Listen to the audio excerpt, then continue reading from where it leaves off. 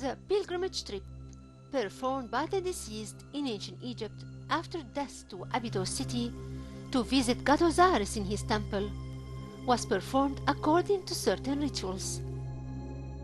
In that trip, the coffin was placed over a boat that sailed with it to Abydos and was followed by other boats.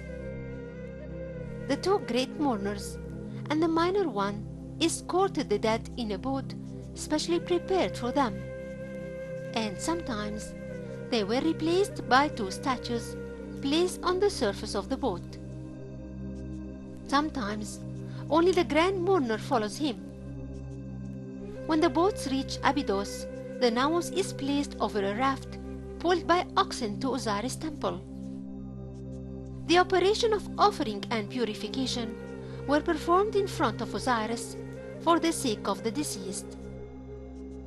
The mummy, or the body of the deceased, returned from Abydos to start its journey in the Nile from its east bank to the west bank, where the tomb existed.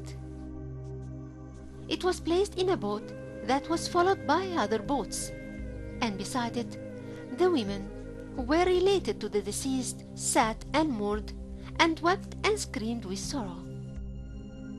The two mourners, the great one and the small one, guarded the front of the coffin and its rear. As soon as the boats docked in the west bank, the funeral procession started to arrive with the body of the deceased to his final rest, his tomb. The funeral scene of the minister Ra-Musa is one of the most complete scenes in ancient Egypt. In it, one of the two mourners was captured in front of the coffin, and the other one behind it, and the mourners wept and cried and placed the dirt above their heads, just like the mourners of today. Most probably, that trip did not happen in reality regarding its difficulty and the non-ability of most of the people to pay for it.